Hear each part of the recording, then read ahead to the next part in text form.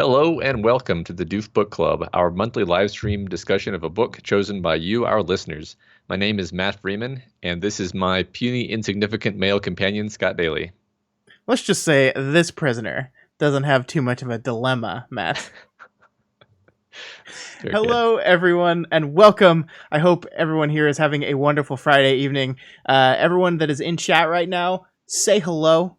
This is an interactive experience, so say hi. And if you're joining us here for the very, very first time ever, welcome. We are Doof Media, and we make podcasts all about the stories that we know.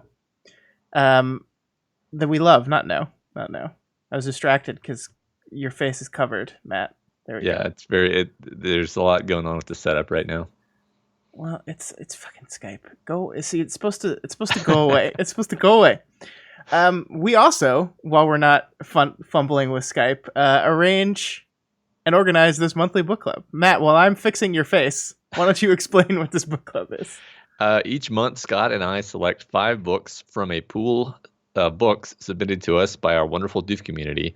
We put up a poll for all of our supporters on Patreon at patreon.com/doofmedia, and we let them vote on which they'd like us to talk about. The book with the most votes wins, and then we all read it. That's right. Then we meet up on the last Friday of every month and chat all about the book. We pull slides of important and interesting moments and dive deep into this book for a couple of hours. Like we said already, for those of you in chat right now, feel free to say hey, feel free to make comments, ask questions, interact. We do this live because we want it to be an interactive discussion, not just the two of us talking. We do plenty of just Matt and I talking to each other. I see we have Ted in chat. We have Kyrgyzstan. We have Eve, sorry, and Bill, hello, and Matt Freeman is in chat. That's weird. It's interesting. There was a confusion that I had to rectify. It's not everyone else's fault that you have the wrong name. Look, it's not. We're not discussing it. All right, Matt. Why don't you tell us what book we are covering this month? This month, our patrons voted to read "Children of Time" by Adrian Tchaikovsky. And the summary of that book is as follows from Goodreads.com. A race for survival among the stars. Humanity's last survivors escape Earth's ruins to find a new home. But when they find it, can their desperation overcome its dangers? Who will inherit this new Earth? Okay, that was a little much. It's in caps. I don't know what you want me to do. It's kind of a long summary. You want to read the whole thing? No, that's fine. It's a spider book. It's a book about the spiders. Yeah, it's a book about uplifted spiders. Mm-hmm. So the next thing we normally do is Matt and I just give our general overall impressions of the book. And while we were doing that, what we want you to do in the chat is tell us what you thought of this book. Is this the first time you read it? Did you read it for the book club, or had you read it before and are just coming to chat about it? Let us know. What did you think of Children of Time? And while they're answering that, Matt, what did you think of Children of Time? Well, I had read it a while back, not too long ago, because I thought it sounded really cool. Well, let's tell the true story here, Matt. What happened was this book was the runner-up in our book club for 5 months in a row. That's true. And Matt just got tired of waiting for it to win and went off and read it. That's exactly right. Went off and read it. And then eventually it did win. So yeah. The way I experienced this book was that I liked it quite a bit the first time, and then I liked it even more rereading it this month for the book club. And I think that we'll have plenty of time to talk about why as we go into it. But sure. The short version is that it simply allows you to see things that are set up. And the ending actually is more satisfying when you're able to pay attention to all the stuff that's being set up throughout the course of the book. Yeah, I think that's fair. I enjoyed it quite a bit. I think you're absolutely right that like a lot of the book is you spend like trying to figure out what it's doing, because this is a book that cuts back and forth between the uplifted spiders and the downtrodden humans. And like I felt that they were coming to conflict with each other eventually. Like it just seemed like that was happening, but I wasn't quite sure what was going on. Like I think I like the spider parts considerably more than I liked the human parts. But now that I understand what Tchaikovsky was doing with the human parts, I think I like him a little bit more. Understanding like the comparison he's drawing with what's going on with the human struggle, I appreciate them a lot more. Yeah, I think maybe there were a few little subplots with the humans that I felt were a bit of a meandering tangent that I'm not sure if it paid off completely, like the part where the the commander tries to get himself uploaded into the computer and stuff. But what's funny is I didn't like those very much at all the first time through, and then I actually felt like they made a lot more sense in context of the story the second time through. So Okay, cool. perhaps when we get to those parts, I'll be able to kind of defend them. Sure. Yeah, I did not like the commander upload himself part so much that I didn't even pull a slide on it. So Yeah. we'll sneak that in. Okay. So in chat we have Ted who says they loved it to death. Kyrgyzstan loved it well enough. The ending was a bit weak compared to the rest. Interesting. I think I like the ending better than like the middle, but I do agree that the spiders are better than the human parts. 567 says loved it.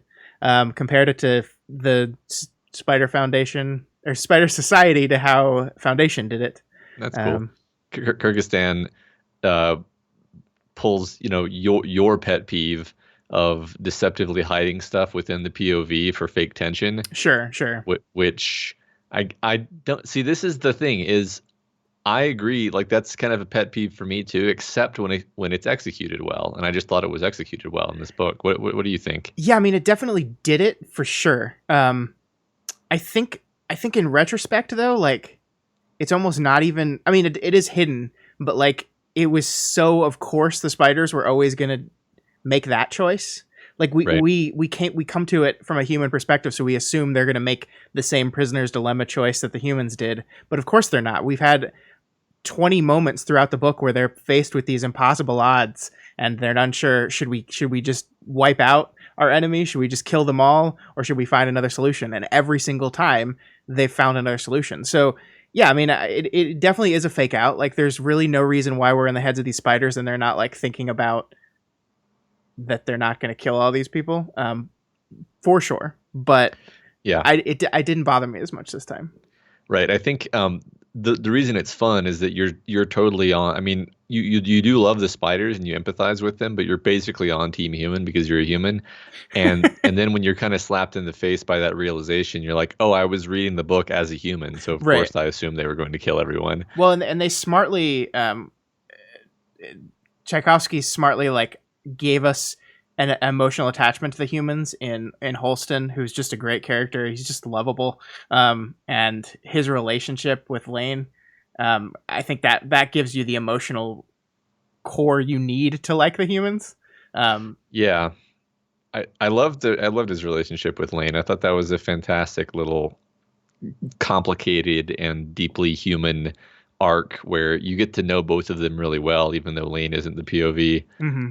I liked it a lot. Yeah. All right. We also see Garrett here is saying spiders are greater than humans. Yeah, definite comment. I think it's safe to say that the thing that Tchaikovsky was most interested in this book was building the spider society and kind of using them as a lens to examine humanity. So I think everyone is generally on the page that spiders were way better. It's just more interesting. It's just cooler. Like it's the things he, like from a science fiction perspective, like the things he comes up with as like the solutions to how they advance their society is just really great. I like it a lot. Yeah, and their whole perspective and the way they communicate and everything is just delightful. Yeah. All right, how about we just we jump into those slides? Let's do this thing. Sounds good. I think you're first up. Okay. So these are the first pages of the book, and here we meet Dr. Avrana Kern and her grand experiment.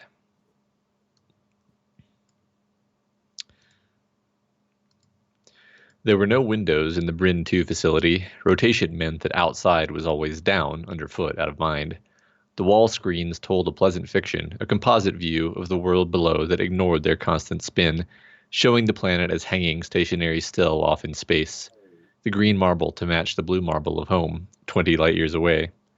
Earth had been green in her day, though her colors had faded since. Perhaps never as green as this beautifully crafted world, though, where even the oceans glittered emerald with the phytoplankton maintaining the oxygen balance within its atmosphere. How delicate and many-sided was the task of building a living monument that would remain stable for geological ages to come. It had no officially confirmed name beyond its astronomical designation, although there was a strong vote for Simiana amongst some of the less imaginative crew members. Dr. Avrana Kern now looked out upon it and thought only of Kern's world, her project, her dream, her planet. The first of many, she decided. This is the future. This is where mankind takes its great next step. This is where we become gods. This is the future, she said aloud. Her voice would sound in every crew member's auditory center, all 19 of them, though 15 were right here in the control hub with her. Not the true hub, of course, the gravity-denuded axle about which they revolved. That was for power and processing and their payload. This is where mankind takes its next great step. Her speech had taken more of her time than any technical details over the last 2 days. She almost went on with the line about them becoming gods, but that was for her only. Far too controversial, given the non-ultra natura clowns back home. Enough of a stink had been raised over projects like hers already. So I kind of want to use this slide to just talk about Kern generally, the first character we meet in this story, and one of the several characters that journeys through time almost through the course of this book. She's like comically evil at the beginning of the story. Yeah, she's like megalomaniacal, Yeah. and she sacrifices her whole team or just lets them die in a cowardly fashion. Yeah. She's I want to say she has delusions of grandeur, but it's also possible that she is just this unique super genius. Like, she's clearly highly capable and she thinks she's a super genius. Maybe she actually just is one. That's fine. Yeah, I mean, I was never quite clear. Like, this is her experiment. This is her deal. But I was never quite clear, like, what her role... Like, did she design the nanovirus? Was that hers? Because I thought it was really fascinating, the line, her speech had taken more of her time than any technical details over the last 2 days. It's like, this is about to be the biggest project you've ever undertaken, the human race has ever undertaken. And you spent the 2 days prior to it just working on your speech? That's what you did most of your time on? Yeah. It shows that, like, the idea of doing the thing is almost more important than the thing itself to her. Sure. Yeah. I want to say she's like the project manager. Sure. Yeah. And probably like a senior academic, and thus doesn't bother herself with the nitty gritty. Sure. Which is fully appropriate because now she's just bossing all these people around who are doing the actual work. And I like the idea that she is maybe not as central to this as she likes to believe. Yeah. But I mean, as always, it's a great first page. We established that the Earth is actually, or that the planet is actually green. Yeah. Even the oceans. We even have this hint here that we have like the seeds of rebellion. Basically, we have this non-ultra natura like faction of people who are against these incredible scientific feats that she's trying to attempt here, and of course that's going to almost drive the entire story. Yeah, and I like the part I really like is we see like her thought process of, this is the future, this is where mankind takes its next great step, this is where we become gods, and then the book repeats 2 of those lines audibly, and I just think that's, especially when we get to the parts in the book later where she's saying like 2 things at the same time, where it's like it does that structural thing where 2 lines of dialogue are next to each other. I think I pulled one, but I think this is like almost a great setup for that, where you can kind of see like her internal thought process and her auditory process kind of run at the same time, because like this whole opening part, she's giving her entire speech while she's like pondering this project, and it's almost as if like you see these 2 separate thoughts happening. And I think that's just a great setup for the weird computery stuff that happens to her, where she kind of becomes a mixture of Kern and the computer. Yeah, that's some Lovecraft horror right there. Yeah, it is. Where basically at a certain point she like realizes that her actual consciousness has been like gibbering and insane for thousands of years. That's cool. Yeah, I also kind of like the detail, and I'm not sure what to think about this, but I love the detail that like she's giving this all-important speech. First of all, it's only to 19 people. So like I know like inspiring your crew is like important, but it's not like she's speaking out to humanity. She's talking to 19 people, 15 of which are in the room with her. It just like, I don't know, it just to me gets this feeling of like this person who's really interested in like the grandiose ceremony of everything when like it's like just 10 people sitting in a room. Yeah. And like it's not what they're not true that what they're doing is important. It absolutely is. I don't know. It's just like the added beat of all 19 of them, though 15 were right here in the control hub with her.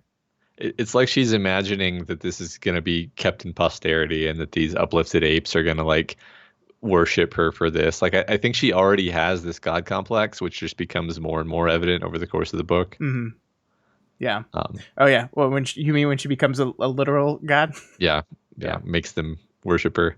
567 asks if they're broadcasting this to Earth. I mean, I think maybe they are broadcasting it to Earth, but like, I don't think that changes the fact that she's just completely in love with herself. Yeah. I mean, it would be years anyway, right? Yeah. Yeah, it would be. I mean, yeah. I mean, I think it's a good opening. Like, I think there's not too many terms here that lose us. Like, I think it does a good job of setting up like the general science fictionness of this world. We set our stakes. We define our main setting, and then we kind of move on from there. I like it. I was kind of immediately hooked. Yeah, I mean, one thing I'll say as we get to these other characters is that the prose style changes whether we're in the point of view of a spider or Holston or her, right? Because like even her internal thought processes are tinged with her grandiosity. Sure. Speaking of Holston, let's meet him. So the next page we meet Holston Mason, our protagonist, sort of. He's the classicist, which is like ancient historian of sorts, but also like a like he's a historian. He's trained in language. He's like all kinds of things. Yeah. And he is aboard the Gilgamesh, and we'll talk about him and Lane here a bit. Holston Mason started awake into the nightmare of claustrophobia, fighting it down almost as quickly as it hit him. Experience allowed him to recognize where he was and why there was no cause for alarm, but the old monkey instincts still had their moment of glory, shrieking, "Trapped! Trapped!" in the halls of his mind. Fucking monkeys. He was freezing cold and enclosed in a space that his body barely fit into, with what felt like 1,000 needles withdrawing themselves from his gray and nerveless skin, and tubes being yanked from more intimate regions, none of it done with much sense of tender care. The primal claustrophobia jumped him for a second time. He was already fighting to lift his hands, to beat the transparent cover above him, when the seal hissed, and the dim, undirected light was replaced by the steady glare of the ship's lamps. His eyes barely flinched. The suspension chamber would have been preparing his body for the awakening long before it deigned to spark his mind back to life. Belatedly, he wondered if something had gone wrong. There were a limited number of circumstances in which he would have been revived, after all. He could hear no alarms, though, and the very limited status readout within the chamber had all been safe blue bars. Unless that's what's broken, of course. The Ark ship Gilgamesh had been built to last a very long time indeed, using every piece of craft and science that Holston's civilization had been able to wrest from the cold, vacuum-withered hands of their forebears. Even so, had there been an option, nobody would have trusted it. For how could anyone have faith that a machine, any work of the hands of humanity, could last throughout the appalling periods of times that would be required for this journey? "Happy birthday! You're now the oldest man in history," said a sharp voice. "Now get your feet under you, you lazy tosser. We need you."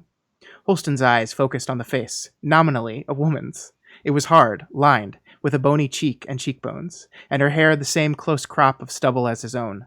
Suspension chambers were not kind to human hair. Isa Lane, chief key crew engineer of the Gilgamesh. So I love these two characters, and I love that I didn't realize this, that we like sometimes a book like I don't think I realized that Lane was going to be such an important person to Holston at first. So like I didn't notice that they're almost like introduced right on top of each other, and it's a relationship that like starts from the very beginning of the book and then continues to almost the very last line of the book. But that's absolutely true. And I love the two of them. I love the recurring beats of the oldest man in history and how that slowly becomes not true over the course of the story.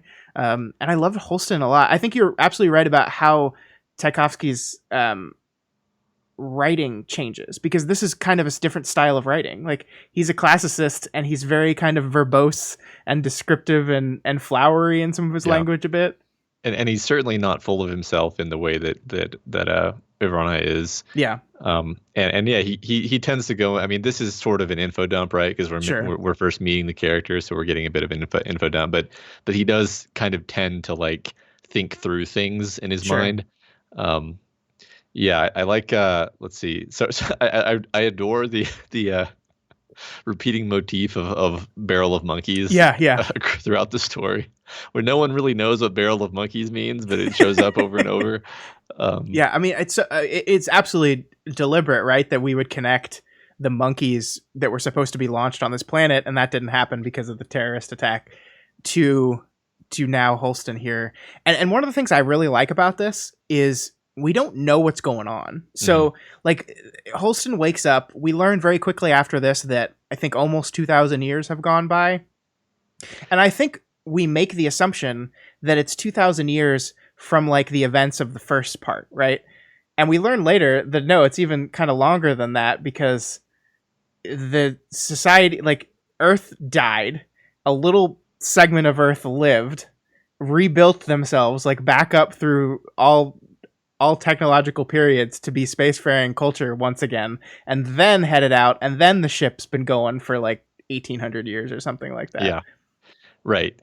I think that the book actually carefully never tells us how long it's been. Mm-hmm. I paid even more attention the second time, and I just don't think the book ever tells us how long Ivana Kern has been in the satellite. Like it Mm-hmm. could be like 10,000 years, right? Sure.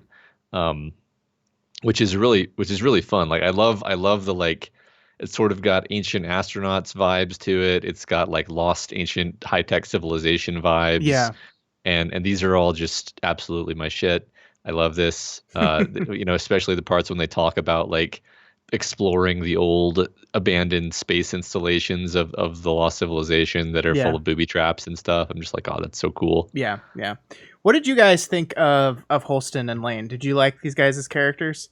Um, I'm curious about that. I really like we introduced the concept of the hypersleep, or whatever you want to call. I forget what they call it in this, but it's such an interesting concept because it's this thing that a lot of what this book is doing is mirroring the development of the spiders um, to what's going on with our human characters. And in the spiders, it's achieved through similar names, right? Hundreds of years are going by, like generations of spiders are going by, but because they all have the same name, there's this continuity here. And then on the human side, it's all the same name because it's actually the same characters, and they're like artificially like it's kind of, I want to kind of look at it as this idea that like humankind is not allowing themselves to evolve and develop anymore because they're just like artificially like they're halting themselves. They are Hmm. not like they're not advancing very much at all, because over the course of this book, Holston ages maybe 10 years, and the spiders like go from almost nothing to like a spacefaring Right. civilization. I want to say I forget the name of the guy who was in charge, and then he got super old. Guyan, I think. I don't remember. Yeah, G-Man. He like so his whole thing was long-term planning. Like the Yeah. book's very careful to tell you the reason he's in charge is he's really good at long-term planning. And then he becomes almost the manifestation of long-term planning as he Hmm. dips in and out of hypersleep over like several generations and becomes extremely old and then decides he's going to need to be uploaded and become a god. And it's like this is kind of the problem with humans is they think that they need to plan everything. They need to be in charge. They need to have command and control infrastructure Sure. and top-down hierarchy. And what we learn about the spiders is like I remember at one point their city is described as anarchic. Like Hmm. it's not ruled. There's just a bunch of pier houses of various statures, and the pier houses sort of collaboratively and sort of competitively um, govern and organize things. Yeah. And there's not this long-term planning. There's not this command and control concept.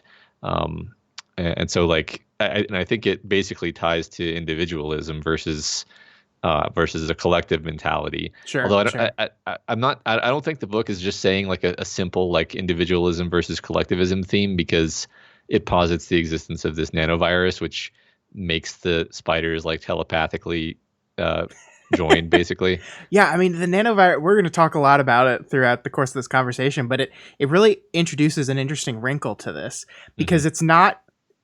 it's not as if like mankind just needs to get over their shit. Almost, it's not like that's not what I think the book is saying. Yeah. It's almost as if like there's no fucking way we can. Like it's Yeah. like it takes the existence of an entirely different species that processes everything entirely different from ours and brain changing technology to get people to get over their shit.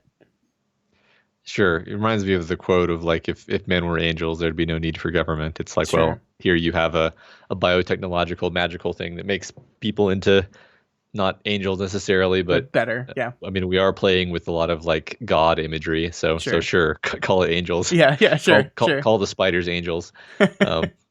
Um, so we got a few people saying that they liked Lane, they liked Holston. Yeah. It's good. They said it's good to have some familiar characters to keep going back to while the spiders keep changing over the book, um, which I agree with. I think the first time I read the book, I was like a little frustrated that we kept changing the spider characters, and then the second time, once I actually understood that like the nature of their genetic memory, I was like, okay, I might as well just think of these as like a continuation of this like spider superorganism. Yeah. I think it really wants you to do that. Like that's part of why it names them the same, right? Yeah, I think so. Kyrgyzstan says they felt Guyan. I'm just going to pronounce it that way. Is that how? Guyan is how the Guyan, audiobook okay. said it. Now that I see it written, I can remember. Guyan would have been more interesting if he hadn't been batshit there at the end. Just a guy taking a risk for what he sees as a good reason. Yeah, I agree with that. I mean, I think the the idea is that like we all start from this logical, like understandable, good reason, and then are eventually driven to insanity. Yeah.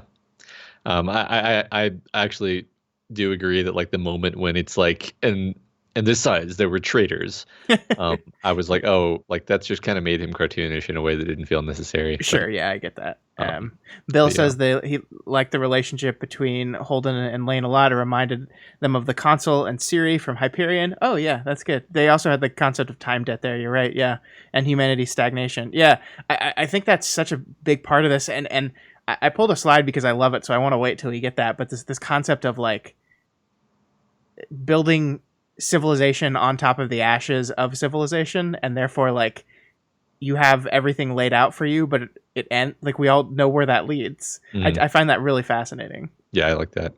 Ev points out that the spiders, with the spiders, Portia is always conservative and traditional, and Bianca is always the outsider and the rebel. That's Mm-hmm. true. Yeah, that's true. All right, speaking of the spiders, let's meet them. Let's do that. Next slide. We go to Kern's world. We meet our spiders, Portia and Bianca, one of several spider names that we'll see throughout the story. Bianca is hungry. She indicates the ground crawler and idly suggests they break their journey now. Portia considers and finds the suggestion has merit. She waits until the male has made his jump across, easily despite all his trepidation, and leaves him hauling himself back along his own line to begin the bridge work.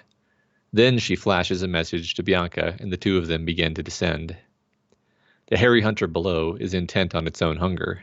The forest is not short of prey species of varying sizes, many of the abortive results of the nanovirus's work. There are some surviving vertebrate species, mice, birds, dwarf deer, snakes, but the virus has tried and failed with them.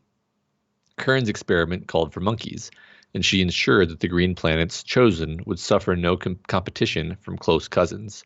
The vertebrates that the monkeys were intended to interact with were designed to reject the virus. They have hardly changed at all.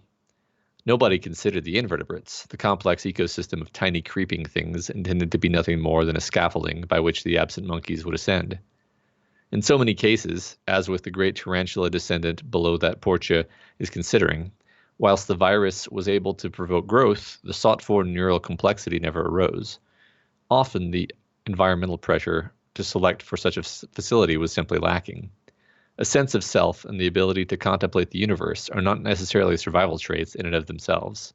Portia is a rare exception, though not the only exception, where increased cognitive capacity granted an immediate and compelling advantage. The idea of using Portia spiders for this is awesome, because I'm gonna gush about Portia spiders for a second. Go for it. So in real life, Portia spider, the genus of Portia, is already the coolest type of spider, because they're tiny little spiders, but they're like spider assassin spiders, and they have this incredible cognitive power where like they'll sit and like watch a spider they want to kill on its web, and they'll like raster their vision over the scene until they have plotted out an elaborate course that like takes them up and over a branch and behind a leaf and like over on top of the thing, always keeping out of sight, and then descending along a perfect trajectory so that they can latch onto the spider and bite it before it sees them. Like, so it's like this incredibly sophisticated hunting and being aware of sight lines and being aware of vibrations for an animal that's like the size of your pinky fingernail, maybe, if that. So they're already really cool, and then saying like, all right, well, this is a cool species with a lot of, brain powers, and now we're going to give it even more super brain powers and make it bigger and scarier. This is just a fun idea. I love it. It is a fun idea. I like it a lot too. And I mean, just the choice here for it to be spiders, I think, is a really fascinating one, because spiders are one of those things that like people don't like spiders. People are afraid of spiders. Like humans and spiders have this really interesting relationship where people are really freaked out by them, even though they serve like a really important purpose in our lives. And I just think the choice of the author to go, okay, what am I going to do? I want to tell the story, and I want to use like another species to kind of comment on the foibles of humanity. It's like, why not use one of humanity's core fears, and then build a society around them? And then I think he has such a fun time with constructing the society around those basic concepts of these real spiders that exist. Like that 3D mapping you were just talking about, that is something that is in this book, and that is one of the reasons why their society develops the way it does. Like he takes that and just like extrapolates out, and it's really fun. Like it's really fun. It's part of what I enjoyed most about reading this book. Sure, and the fact that it all builds up to this horror movie at the end, where the spiders are attacking the ship, and you have like the scientist who's like a classic arachnophobe who's just like shrieking in horror as they're melting through the glass of her enclosure. It's like you kind of don't want to see it happen because you wanted them to be friends, but also you're like, yeah, this is satisfying. Yeah, I mean, and it's not hard to see a version of the story that's told only from the human's perspective when like that is completely and totally horrifying, and you're horrified right along with the characters. Where in this book, you're like, you're right, you're sad, you don't want this to happen, but you also have this really powerful empathetic bond with the spider characters by this point in the story. You care about them because they're quote unquote people, just like all these human characters are. This is one thing that I wanted to talk about, and we'll probably talk about it more as we get closer to the end, but like the way in which the point of view is able to seesaw between the spiders and the humans and make you empathize with each of them in turn, I think is really quite special. Like in particular, I remember like we haven't really seen what their orbital installation looks like. Like the spiders are crawling around on their fully developed orbital installation toward the end, but like we're seeing it from their perspective, so we don't really have a full sense of the scale of it. And then we switch to the human perspective, and they like come within range, or their probes come within range or whatever, and they see it, and they see that like the whole planet looks like it's in a spider web. Yeah, and, so and, crazy. and they're just like, oh Christ, like it's and you feel, and like you simultaneously feel like this sense of like vicarious like triumph, like yes, good job spiders, and also like you absolutely feel the horror, like the cosmic eldritch Lovecraftian horror of like, oh my god, the spiders have literally put the planet in a cocoon. Yeah, totally. Yeah. Like I want to get like an Alien versus Predator game. With, like, yeah. I mean, I don't want that because I love that I love like they were able to get along eventually. But yeah, I mean, it's crazy. Like, it's nuts. Like, and yeah, he does a really, really good job of selling the shock of that initial image, big time. Yep. So good. All right, so now we're going to talk about one of my other favorite little bits of this book, which is the understanding, the evolutionary advantage that the nanovirus gives to the spiders. Long ago, in Portia's evolutionary history, her species' social development was greatly accelerated by a series of mutations in the reigning infection. The virus began to transcribe learned behavior into the genome of sperm and egg, transforming acquired... Is that supposed to be memes? Yeah. Probably memes yeah. into genetically inheritable behavior. The economic, force-evolved brains of Portia's kind share more structural logic with each other than the chance-derived human minds do.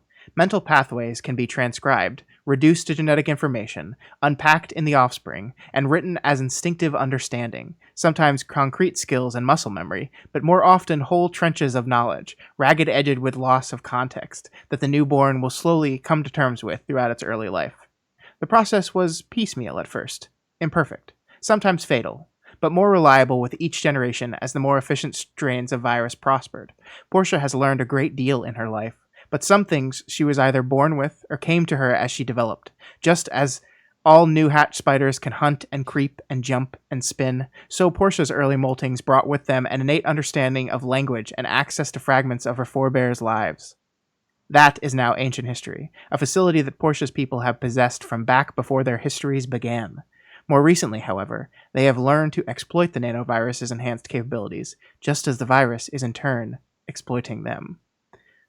I love this idea. I love this, like, first of all, the idea of like a like super enhanced genetic memory like this is inherently fascinating. And then the book takes that idea and then says, okay, but what if the characters hacked it? What if they figured out how to hack this genetic memory? Which, like, I feel like is a super believable thing that any species would do, right? They figure out what this thing is, and they're like, how do we use this to our advantage? And the ways the book continues to hack the idea of understandings throughout the story is just really, really great. Like, it becomes basically the Matrix. Yeah, it's so cool. I mean, I love the part when they talk about their like nascent biotechnology, where they're like they came to understand that there was like a set of chemical instructions for how to build life, and then they realize that there's like a separate set of chemical instructions that do something else. Yeah, And it's so fun because like they don't know about DNA, right? But they're fumbling with these tools they've developed. And it all just like reminds me of what things actually used to be like, because like we knew, for example, we knew that there was DNA and we knew what it was made of before we knew that it was a double helix. sure. Like the order in which they figured things out felt very realistic and cool. I like that a lot. Yeah, and I love at the end the comparisons, like when the great ship Gilgamesh is moving towards the planet and they throw rocks at it, and there's this moment where the humans just kind of laugh at it, like, look, they're like in the space age, but they still have rocks. And then of course the rocks like seriously damage the ship, and like if they had the ability to throw more rocks, they might have just completely destroyed the ship. And it's like look how certain technological advancements open you up to things you wouldn't have even thought of. Yeah. It's really interesting because, yeah, I mean, like the solution, like, I don't think I pulled a slide talking about the ants and their solution with the ants, but it's like, it's fascinating to me. Like this, like, so every bit of their technology ends up being ant based. Like even their like picture taking. That's so fun to me. The idea that they're these super intelligent spiders, and all their technology, their spacefaring technology, is based entirely on ants in a web. Yeah. And like super advanced biochemistry, which and then like the I don't know if you had a slide on this, but like the guy, the male spider who like programs the ants to be like a computer, basically. Yeah, I did not pull that slide, but yeah, and that like Kern literally is downloaded into ants. Yeah, we got like 1 million. It's basically like neurons, right? Yeah, sure. Yeah, each of the ants is capable of quite a bit of computation, and between them, you've got a person. There you go. Yeah, like it is so. I know we're sounding like broken records here, but it's such like like any other story, this is like horrifying Mhm. and like this terrifying space monstrosity that's building a human brain out of ants. And here it's just like, that's neat. Yeah. That's inventive. That's really Yeah. cool. Yeah. It's I kind love of, it. I mean, the idea of Kern going from woman to some kind of like AI frozen person hybrid, Yeah. gradually transitioning into like just her ship and then downloading into ants, I think is just a fantastic kind of character arc Mhm. for her. 567 says it reminds them of the human flag computer and the 3-body problem. Yes, 100%. Absolutely. Why does that keep coming up in the stories? I mean, it does ask a question, though. And because we don't have an ant slide, I'm going to ask this now. How do we feel about this? Because, like, the book deals with, like, gender relations and slavery to a certain extent in the males versus females of society. But it doesn't really deal with the fact that, like, is what they're doing with these ants like a form of slavery? See, I think of each of the individual ants as being basically just a bug, and they only exhibit a kind of learning and problem solving power when they're in a whole colony. So I guess if you think of a colony as like an individual, then you could maybe make the argument that it's slavery. But I still don't think the ant colonies were like cognizant individuals. I think they were just like a Yeah. mindless consuming force. Sure. But you could also argue that, like, any development towards consciousness, they're almost being forbidden by being chemically manipulated to be whatever the spiders want it to be. Definitely an interesting question. It never bothered me. Yeah, Kyrgyzstan says the book tries to stress that it's all mindless. And yeah, I get that. But I just couldn't in the back of my mind I was still like, we're doing this whole thing where like the insects are like conscious, and it's just like in the back of my mind I was always like, how do these ants feel about Yeah. this? It is interesting because I see ants as evil, and I would just kill like a billion of them casually. Um, but but I have a hard time killing even a single spider that I find in my house. I usually try to throw them outside if I find one. Mm-hmm. I actually kind of like spiders. Do they have fire ants in Colorado? I think they Uh, do, right? They're fucking everywhere now. I haven't ever actually seen a fire ant hive. I'm not saying that doesn't mean they're here, but Yeah. the winter is so much rougher that I think maybe True, it true. keeps them back. Yeah. So, I mean, I think everyone that's lived in Texas for any amount of time really just fucking hates ants. Yeah, So I that's get where that's coming from. yeah. Exactly. Okay. All right, let's move on. Moving on. So the Gilgamesh arrives at the green planet and is met by Dr. Kern, or what is left of her. She's kind of fused with the computer, and we see multiple versions of Kern. Good luck reading this out loud. I don't know how you're going to do it. Would you like me to do part of it? Oh, so before I start, the way the audiobook does this is it just does one of them and then it does the other one Interesting. in sequence. And I so think is this you realizing that they were supposed to be at the same time for the first time? Yes, it is. well, no, because the book kind of says, it's funny. I'm almost wondering if the book has like an extra sentence saying like, and then behind it, and then says the screaming part, because you couldn't do both at the same time and have the listener actually understand what's happening. And like, to be honest, like, you obviously can't read both at the same time either. Right. So you're still reading them one at a time. Yeah. I mean, overall, I got the idea that you're listening to one and you're hearing her gibbering voice coming through behind it. Sure. All right. So there was an interesting split in the listeners then. Command and security remained mostly unmoved, whilst science and engineering were thrown into a sudden debate. What did the voice mean by expert system? Was Holston sure that it was the proper translation? Was it actually an intelligent machine, or just something pretending to be one? Holston himself was busy piecing together that background message, although he felt less and less happy about it. The words, the very tone of horror and desperation in his ears, were making him feel ill.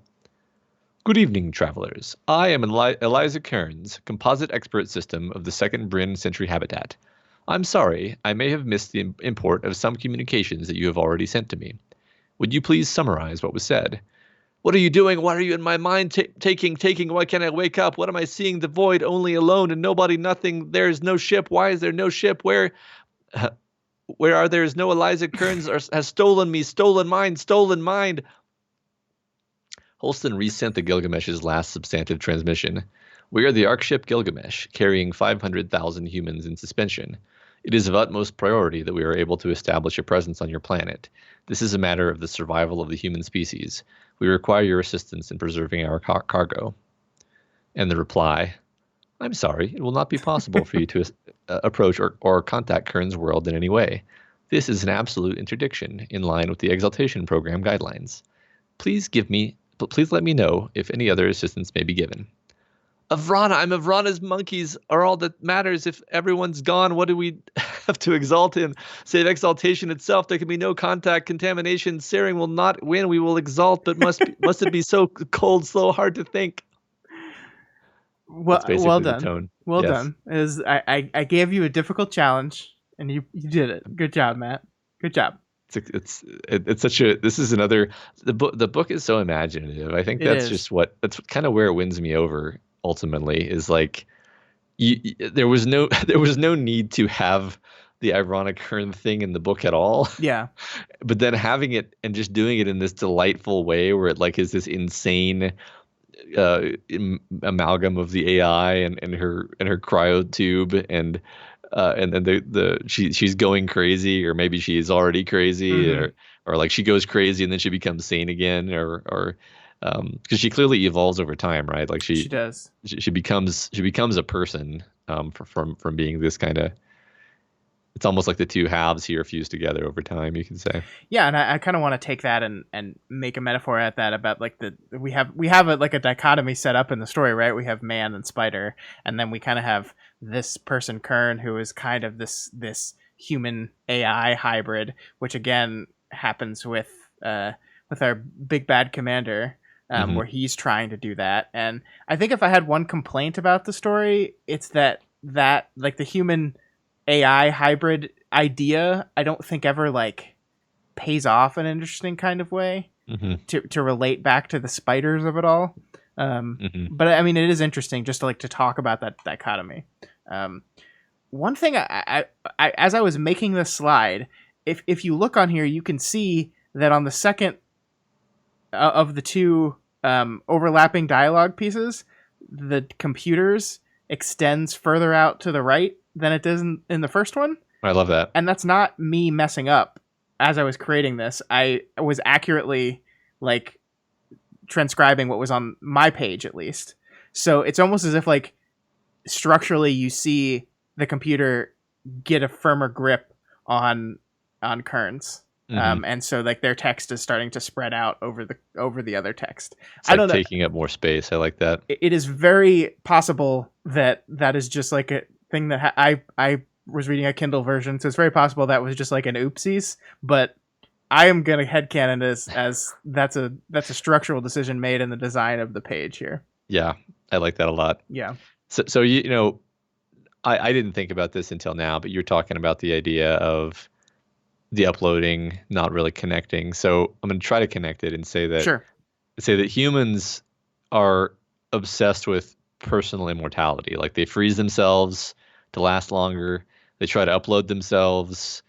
They try to impose their personal will over like these incredibly long timescales. They want to be, and even Veronica Curran's desire to have the monkeys is sort of a desire to have like a legacy. Like you either want to be immortal or you want to have a legacy that immortalizes you. And the spiders just don't care about that because they're like, whatever, my understandings will pass on and that's fine. Yeah. And like there's some tragedy when a spider dies, but it's not the end of the world. Like it makes them, they don't want to die. It's a tragedy if one dies, but as long as their understandings are passed on, it's viewed as less of a tragedy. Yeah. And I think that they have this kind of built-in immortality that makes them a little bit less psychotic about this idea of death. like, yeah, 2 sentences into that, I realized where you were going, and I was like, yeah, that's right. That's really fucking good. And I'm mad I didn't think of it before now. Yeah, I think you're absolutely right. I do think that's exactly what he's doing here with this focus on uploading yourself into a computer, with this focus on freezing yourself for long distances, with this focus on like everything to the humans is about survival of the human race, but it is not about like it's about our individual survival, right? It's not about the concept of humanity as like a structural concept. It's about these people we have here. Like, yeah. I love that. You're right. Cool. All right.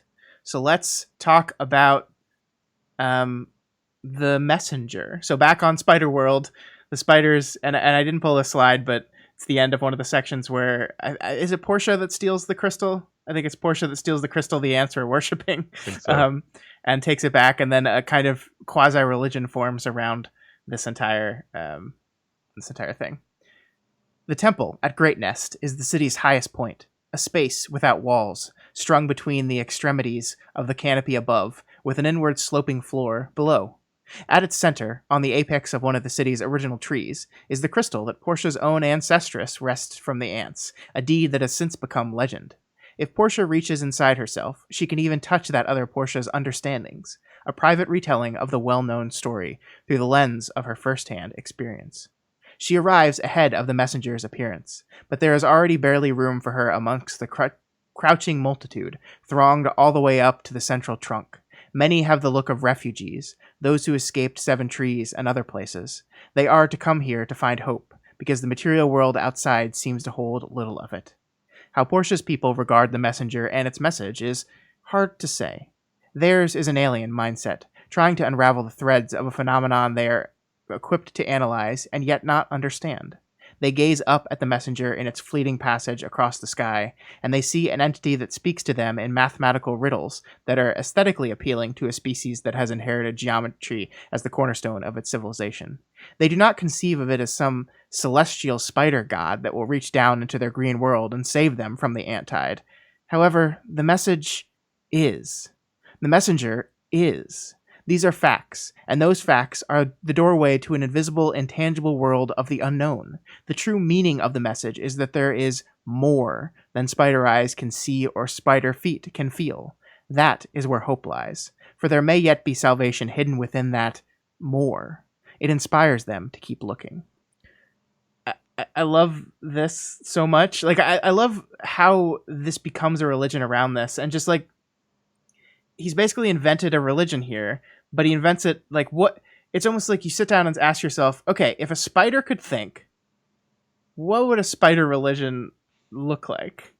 And I think this is a really interesting thing. It's not that we worship this thing, and they will later. That's the funny thing is watching them go to dogma and then break free of it is one of the most fascinating turns of this book. But it's just like this general idea of like, we don't need the answers to the questions to know that the existence of this thing hints at there's something beyond us. It's kind of like the most basic, comforting role of religion and spirituality, which is not to give specific concept of, again, immortality, specific concept of life after death, specific concept of a power greater than ours, but just the existence of something beyond what you can see and feel. Is like the core tenet of any kind of religion, I think. And we're seeing it here in these spiders, and I really, really like it. I don't have a lot to add. I think that last paragraph is downright beautiful writing, and I agree with you. Like even a non-religious person can appreciate the idea that there are things that cannot be explained, and there's beauty and there's hope in that. And the idea that they have this mathematical, geometrical message that appeals to their nature.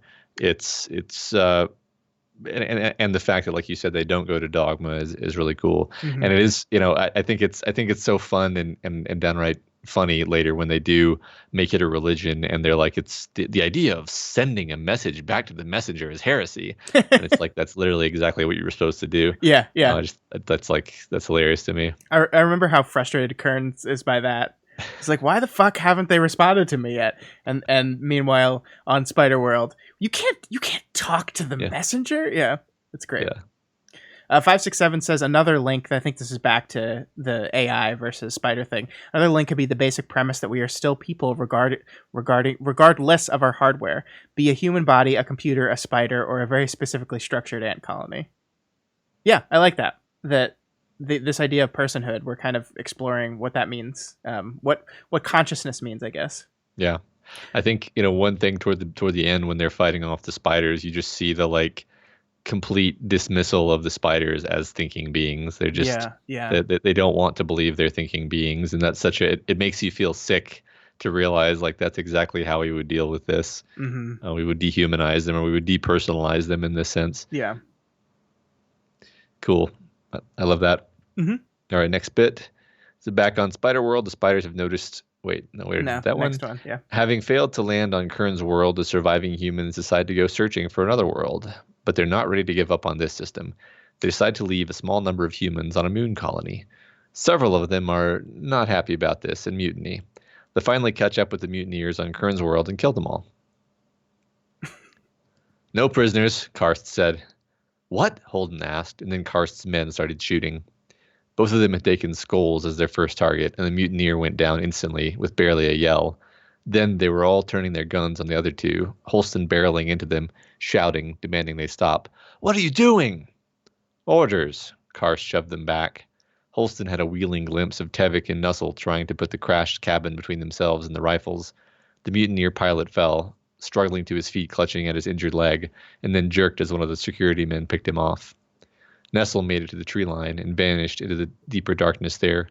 Holston stared after her, feeling a crawling horror. Would I rather be shot? Surely I would. But it wasn't a choice anyone was asking of him. We have to get her back alive, he insisted. She's valuable. She's a scholar. She's got no prisoners, no ringleaders for a future mutiny, Karst told him with a shrug. And your woman up there doesn't care as long as there's no interference through her precious planet. Holston blinked. Kern? We're here to clean up the mess for her, Karst confirmed. She's listening right now. She's got her finger on the switch of all our systems. So it's straight in, straight out. So the reason I included this was because I think this is the part where I kind of started to see the very direct line that's being drawn here. Because like in every conflict, in every bit of violence between men in this book, it always ends this way. It always ends in wiping out the enemy, killing them. Right here, like these are mutineers, and their literal only crime was, hey, we don't want to go down to that ice planet because we're going to die down there. Right. And they're 100% correct. It turns like they were totally right about that. That is exactly what was going to happen.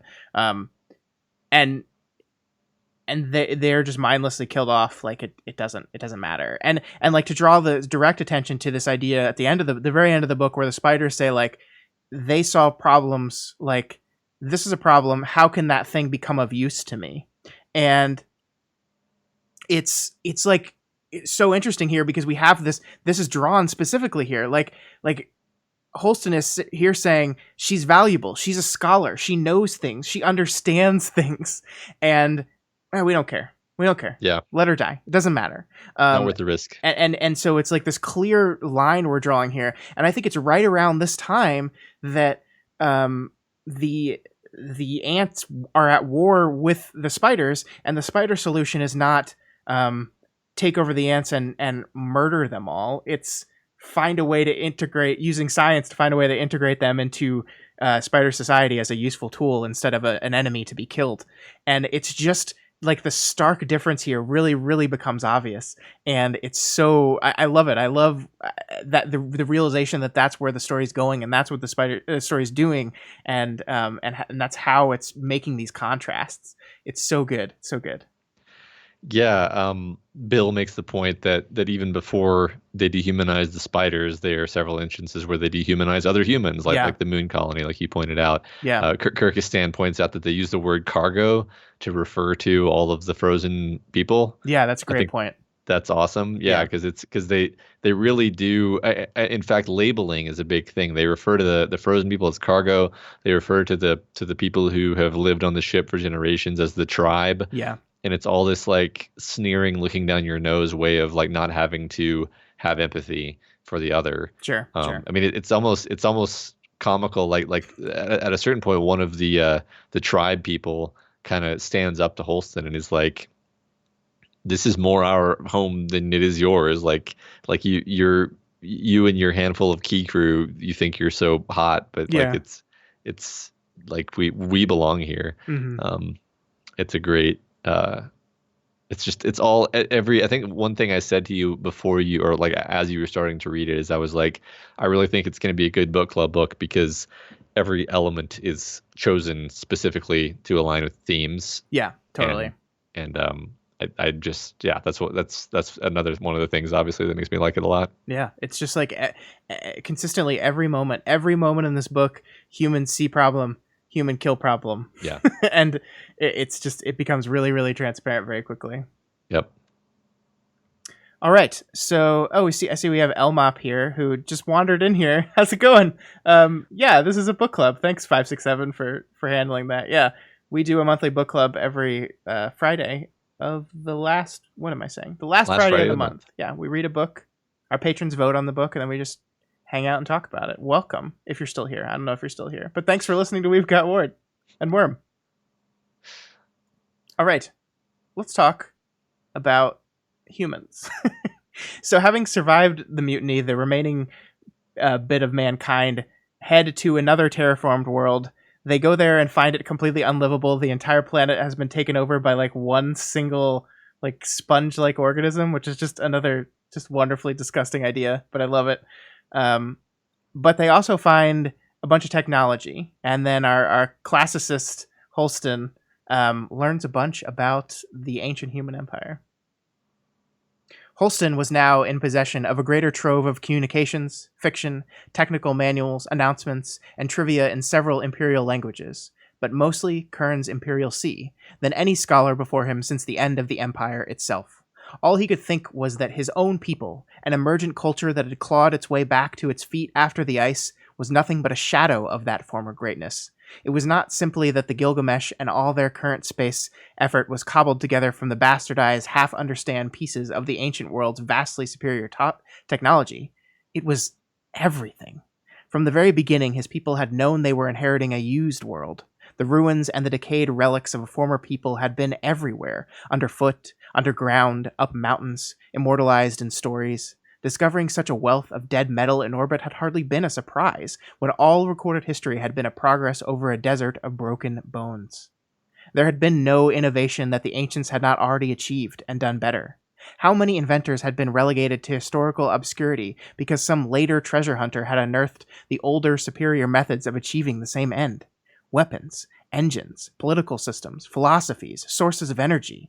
Holston's people had thought themselves lucky that someone had built up such a convenient flight of steps back up from the dark into the sunlight of civilization. They had never quite come to realize that those steps only led to one place. Who knows what we might have achieved had we not been so keen to recreate all their follies, he thought now. Could we have saved the Earth? Would we be living there now, on our own green planet? All the knowledge in the universe now at his fingertips, yet to that question he had no answer. This is one of my favorite passages of the entire book, if I'm being honest with you. I think it's just beautifully written, but I also think just like conceptually, this is such a fascinating idea. We have here two civilizations that are remnants of humanity. One created by science, dropped on their own planet, and via this nanovirus allowed to flourish on their own. The other, born of Earth, born in the shadow of the past, and this idea of if you follow the course of technology, which is a very natural, understandable thing to do, if you find this amazing technological breakthrough, are you just going to ignore it? No, of course you're not. You're going to follow that path wherever it leads. But we know where it leads because it led to the destruction of the civilization. And it's so fascinating. It is really cool to think about because you just know that this is exactly what people would do also. Like if you found, if we literally found like ancient ruins of an ancient human high-tech spacefaring civilization that were destroyed and full of dead bodies. Yeah. That would not stop us from turning on all those machines and reverse engineering them and trying to do the same exact stuff. Hell yeah. And destroying ourselves in the same way. I mean, I think I think one thing, it's more subtextual than textual, but the idea that like the technology got so advanced that the weapons technology was able to literally wipe out the entire spacefaring civilization at a stroke, basically. Yeah. Like they just basically sent out like probably one or more like shock waves of like computer virus, which just killed everything and everybody, and that's the kind of risk that you run into once you get high tech enough, and they're just going right up to that position again. And they almost die the same exact way, basically. Mm-hmm. Yeah. Yeah. The thing that is interesting to me is I almost think that the conclusion on this question is no. Mm-hmm. I mean, like, I think the most interesting part of the concept of this book to me is almost as if humanity is in this inescapable cycle where we're just gonna keep killing each other. It's just, Mm-hmm. and that's never gonna stop. And the only way it seems to stop in this book is through the introduction of some completely foreign element, which I guess you could argue was created by humanity. So like these spiders are children of humans as much as they are children of time. Although the book does argue that, or Kern specifically does argue that maybe they would have gotten there eventually given enough time. It's just that we sped up the process. So I don't know. Yeah, well, I like the idea that, and maybe this is what you meant, but the idea that the humans are the children of time just as much as the spiders are. I mean, I think the text even kind of makes that parallel fairly explicitly. Mm-hmm. But yeah, just the pressures of time on these two different groups. Sure. Yeah, I love that idea though. It's really cool. Seems like people in chat don't like it very much though. Yeah, they're writing long, thoughtful sentences that I don't have time to read while also talking. Anyway, the virus. Well, no, see, I think the computer virus.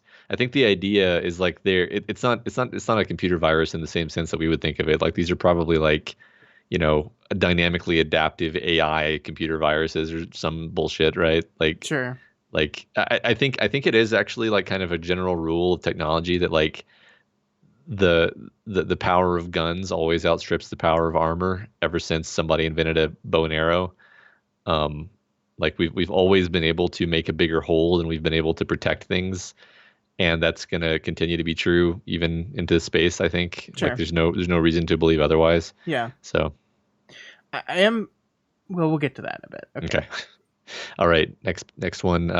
So back on Spidersville, the spiders have survived a great war with the ants, but now a plague is killing them. Portia finds a cure, an ability to transfer immunity via the nanovirus. It is a breakthrough that leads to more breakthroughs. It is not Portia herself who first grasps the wider import of her cure. It is hard to say which scientist was first to the mark. It is one of those ideas that seems simultaneously to be everywhere, exciting every inquiring mind. Portia's treatment has allowed living adult spiders to benefit from a foreign understanding. Yes, what was transferred was an immunity, but surely the process would work via other understandings, if they can be separated out and their page noted in Viola's great book of the body. No longer will the spread of knowledge be held down by the slow march of generations or by laborious teaching. The need for this technology is great. The depredations of the plague have made understandings hard to find. Where once a given idea might be held within scores of minds, now there are just a handful at best. Knowledge has become more precious than ever. It is only a few years after the plague that the first idea is transferred between adults. A somewhat garbled understanding of astronomy is imparted to a male test subject, as are all such, given some failures in early experiments. From there on, any spider may learn anything. Every scientist of Portia's generation and beyond will stand on the shoulders of the giants that she chooses to reside within her. What one knows, any can know for a price. An economy of modular, tradable knowledge will swiftly develop.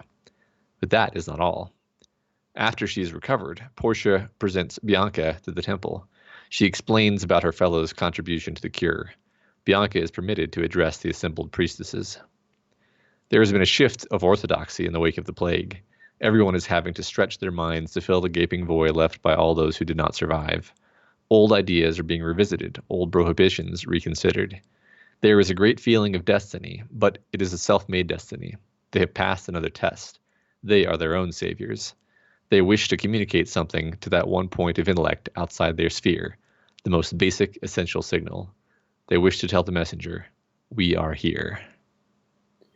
So I find this really fascinating because, like, and maybe I'm just improperly remembering history, but I feel like this idea that, like, a near death experience, like this kind of like societal near collapse, results in them being almost like um more liberal and not more conservative with their ideas is really interesting to me. Mm-hmm. Because, like, it seems like the opposite of what would happen with that. Like, I feel like humanity would like become more insular and more enclosed and cling to old orthodoxies as much as possible, instead of like being like, hey, maybe we should think about things a little differently. I don't know, maybe I'm just wrong, but I'm so fascinated by this idea that, like, everyone almost dies and the result is, let's completely rethink our entire, like, cultural religious structure. I would love to look back over history and figure out whether there were regressions or sort of renaissances following actual historical plagues. Yeah. Because I find that I don't know the answer to that. I know that there were some. I know that like the 1600s were this period of great you know, scientific advancement. And Yeah. it's like that followed some disasters, but I think history was just so full of disasters that I don't know if you can. Yeah, it's tough to isolate and Yeah. yeah. But I mean I get what you're saying. I think that's a really interesting thought. I think, you know, in this particular instance, it's quite believable because they're like, we got hidebound in the previous generations, and then this plague came along, and the orthodoxy that we were using did not protect us. We had to listen to these outside the box thinkers, and so we're gonna kind of pass the torch. Yeah, it definitely is set up well and makes sense here. I'm just every event in this society's culture, I am like trying to draw a line between humanity and see like where people would have made a different decision. Yeah, sure. I agree. I like that. All right. Now we move on to some gender studies, because hundreds of years later in Spiderland, the men are getting all uppity. They've been second-class citizens this whole time, just kind of based off of general like genetic and biological like differences in spiders, right? The women are in just real spiders. The women are just more important. They're bigger. They're probably smarter. Yeah. Debatably, depending on whether you're listening to the female spiders in the book or not. Sure. The improved mining architecture has been completed, Fabian drums out distractedly. You are aware that I myself may be killed any day. Portia freezes. Who would dare so tempt my disapproval? I don't know, but it may happen. If the meanest female is killed, that is a matter for investigation and punishment, just as if someone were to damage the common ground of the city, or to speak out against the temple. If I am killed, then the only crime the perpetrator commits is to displease you. And I would be displeased greatly, and that's why it will not happen.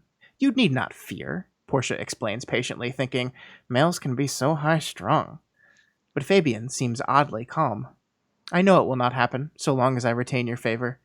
But I am concerned that it can happen, that such things are permitted. Do you know how many males are killed every day in the Great Nest? They die like animals down in the lower reaches, Portia tells him.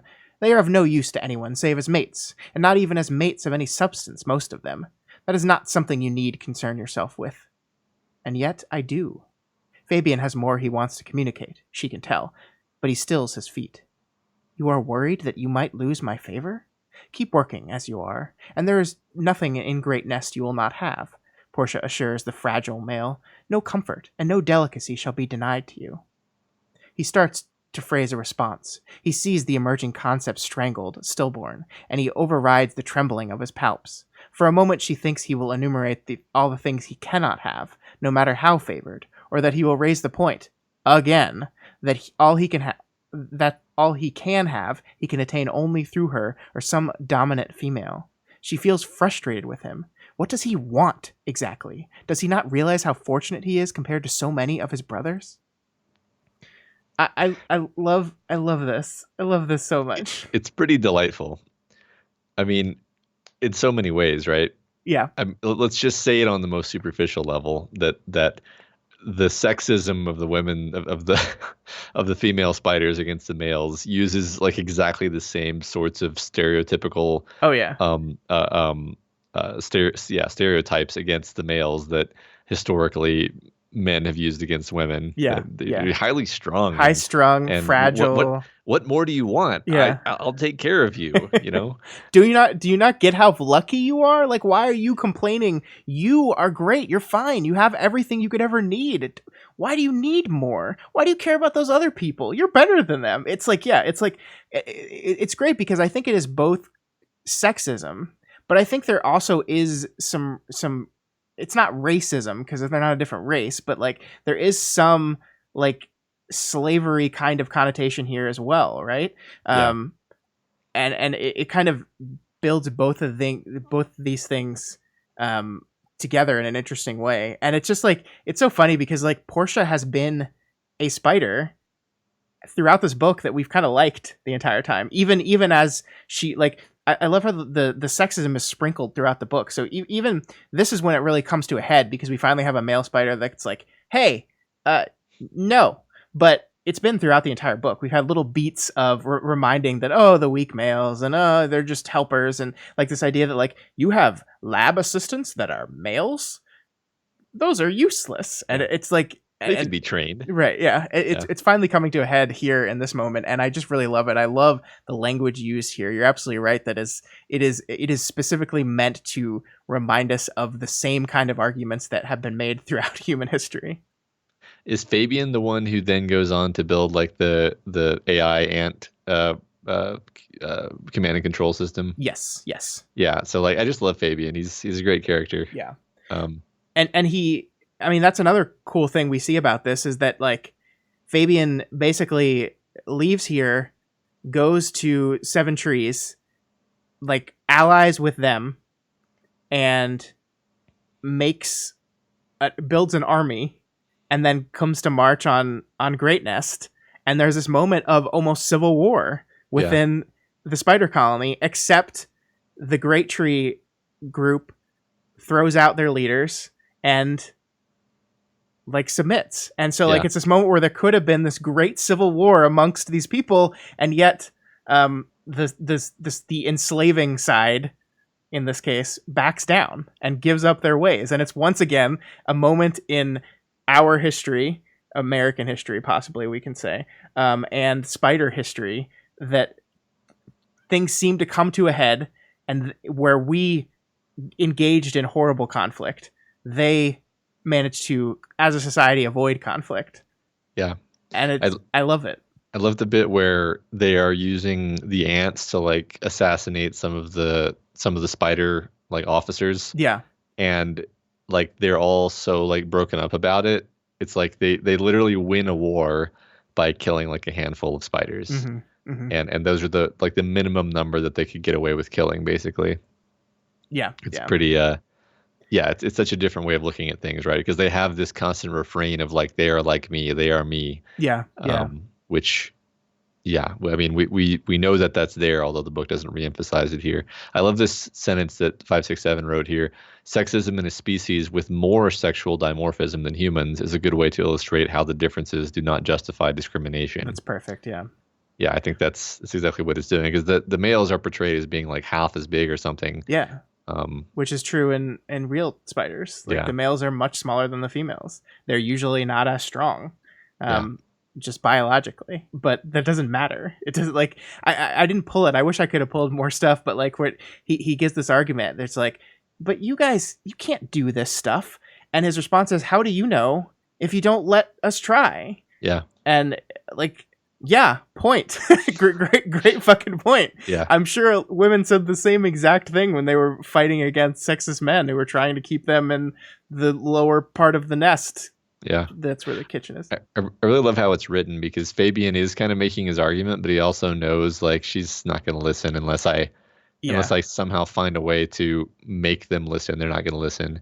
Yeah, well, I think it builds like the risk at which he's playing this, but I love that he's calm here. She sees him as calm, even though he's making this stance. But I think you're right. It's because I think he is kind of resigned that there's no way she's going to listen to this, and this is probably going to be the last time they talk. And it's almost as if like he knows exactly what's going to happen, because isn't he like he's locked in right after this, and then just like sigh, and then summons his aunts to free him, and then just like disappointingly leaves. Like this is his last moment of like, I'm gonna try. I'm about to leave and go somewhere else, but I'm gonna try with you one last time, Portia. And she didn't know any of it. I agree. Yeah, he's basically resigned here. He's like, I already know how she's gonna respond. And then Portia ends up like disappearing, right? And then Fabian is found murdered later. So. And we never get closure on that. Yeah, it could have been Portia. It could have not been Portia. Yeah. Kyrgyzstan mentions that after the spiders make contact with the messenger, their narration switches from miles to kilometers. I didn't catch that. That's really interesting. That's pretty fun. I like that a lot. Yeah. I wonder if like, because I don't know the author's origin, but here I'm seeing a lot of British English, right? Favored with a U, center, RE. So I wonder if that's a reflection of the author. And I didn't check, but I wonder if that happens as well, if it switches to more British English when probably. Yeah. I was always assuming that Imperial Sea was English, by the way, and that this is just like whatever language Holston speaks. Just like when you look back at like historical languages, you have like Akkadian B or whatever, like for the different versions of languages. I always thought that Imperial Sea was probably English. I think that makes sense. Yeah. Just a thought. Sure. All right. The author is British. Thank you. Yeah. Okay. Good to know. All right. Next slide. So poor Holston. The Gilgamesh has been through some shit. A cult springs up around Guyon, commander of the ship, and Holston is rudely woken up again. He finds that Lane has been successful. The ship is on its way back to the Emerald Planet, and she's got herself... It's supposed to be a baby.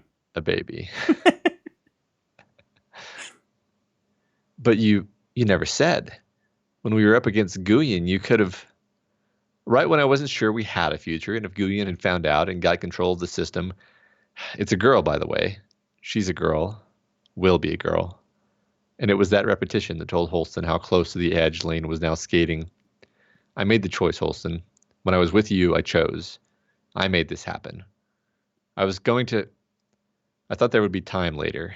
I thought there would be a tomorrow when I could go back to her, but there was always some other damn thing. The tomorrow I was waiting for never came. And I'm not sure Issa, listen, Holston. You're going back under as soon as they find you a chamber, right? Your priority. Fuck all the rest. There are some perks to being me right now. And first off is that I call the shots. You go under. You wake up when we hit the green planet system. You make planetfall, and you make sure everything is done to make that place ours. Come crazy computers or monster spiders or whatever. And you make it somewhere she can live. You hear me, old man? But you... No, Holston. This thing you get to take responsibility. This thing you get to take responsibility for. I've done all I can. I'll have done everything humanly possible to bring about this tomorrow. It'll be down to you after that. Only later, after she saw him to his newly restored suspension chamber, did he glimpse the name still tagged on the ragged shawl of ship suit that she wore about her shoulders. The sight of it froze him, just as he was about to get a leg up into the refurbished coffin. Really? For all this time? Facing that long, cold oblivion, with no certainty that he would wake up again, it was curiously warming to know that someone, even if it was this cynical, bitter woman, had been holding a torch for him all those unfelt years. Are you trying to make me cry, Scott? Yes. Are you trying to make me cry on live television? No, this is beautiful. And it is. I love this. I love this so much, and I think it's so important that we have this moment as we go into like this climax of the story where humanity is going to be up against the spiders that we've grown to love. I think this to me, we've been talking about like immortality and freezing ourselves and freezing other people and like trying to upload ourselves, but the most clear image that the humans have ever spoken about immortality is this baby, right? Yeah. Is like that is the true immortality that human beings are possible of. It is passing ourselves on to another generation. And like with these two characters that have been through all the shit, that have jumped through time thousands of years, this is their actual chance at immortality, at existence of a species. It's not I get to live. Lane is basically saying, I'm old now. She's gonna get even older. I'm probably not gonna be alive when we get to the place that we're going, but this baby can be, and you need to make sure that happens. And that, I don't know, that's so beautiful and important. Like, it's so much better than just this idea of we're just gonna upload our brain into a computer, which, don't get me wrong, I kind of want to do that. But I think I don't know, I love it. Yeah, sure. I mean, my kids are my like backup partial copies, but Sure, ideally sure. I can get a real, upload out there. Sure. No, I mean, this is great, right? First you're gonna cry because Lane, who is this badass, like hard as nails, clear-headed engineer woman, is like on the edge of losing it over this idea that like this is kind of all she has, is this baby that she made with Holston, and she clearly has deep feelings for Holston that she shares by calling him a shithead constantly. Yeah. But and then it gets you the second time by showing like, yeah, she has actually been holding a torch for him this whole time. Yeah. And it's beautiful. It's delightful. It's sad. I mean, it's really it is sad because like they don't it's not really it's a bittersweet ending to all this, right? There's no, they don't get to be together. Yeah. So and her final moments are told via the point of view of the spiders, and I think it's so important that that's done. Yeah. Because it's like it shows this growing understanding, right? We see the death of this major character and like the sadness of Holston through the eye of another species that is growing to understand who these people are for the first time. I don't know. I love it. It connects them together in that way. I did too. I thought it was so beautiful that we saw that from the spider's perspective, and like it didn't say like what they said to each other or any of that, because the spider wouldn't know that, but like you're allowed to infer, you're allowed to picture that scene and imagine it to be however you think it was, and I think that's great. And the spider recognizes its importance even if she doesn't recognize what is being said.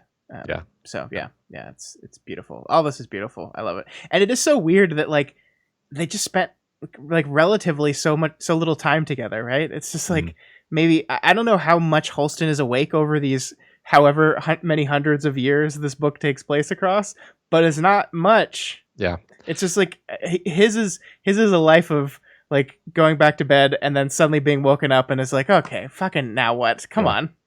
Right. How long has it been now? Yeah. And sometimes he'll wake up and be like panicked and like expecting like, cyborg spiders to be crawling into his, actually that does happen eventually, right? But I like the one time where he wakes up and he like has a nervous breakdown and they're like, okay, calm down. Yeah. 567 says it's interesting to note that Holston never really did very much. Even his earlier accomplishments, talking to Kern for the first time, are heavily assisted by Lane. Yeah, I agree with that. He is kind of this weird protagonist in that regard, that he's really just kind of there for a lot of it.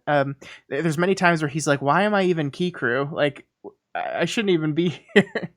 Well, yes, but also they needed someone to be the translator. No, I think it makes sense. So like I don't like to explicitly say like I like this book because it's like Blindside, but it is because because Blindside had the synthesist, right? And you could argue, what does Siri Keaton do exactly in Blindside? He's the synthesist, which is basically the same thing as a translator. But he actually, in being the translator, his role is to absorb what everyone else is saying and become kind of the conduit and vessel for it in a way that then matters Yeah. ultimately. But as Kyrgyzstan says, no one is communicating, so like he's almost relegated to uselessness in that regard. Yeah. Well, I think that especially toward the end when he's like talking to Kern, no one else realizes he's talking to Kern. Like he's kind of putting together this understanding that the spiders are not actually trying to kill them. Mm-hmm. And I mean, Capital U understanding. yes, it's capital U understanding. And I mean, I think it's a great moment at the end when he just drops the broom or whatever it was, Yeah. instead of fighting, Yeah. because it's such like up until that point the humans had fought like monkeys. Yeah. And he's the first one to make the assumption that they are conscious living beings, and Yeah, nobody listens to him. yeah, exactly. All right. Good stuff. Let's go to space. Spiders in space, kind Okay. of. This is the spiders' first test flight and the first time that they actually start talking with Kern. In her tiny insulated world, Portia listens to what God has to say and tries to assimilate it, as other spider minds across the world must also be trying to grasp what is being said. Some of it is incomprehensible, just as so much of the messenger's message is, but this is clearer than most. God is really trying to be understood this time. She asks the next question almost simultaneously with Bianca. So you are a creator? With all the baggage that comes with it. Made why? For what purpose? And the messenger responds.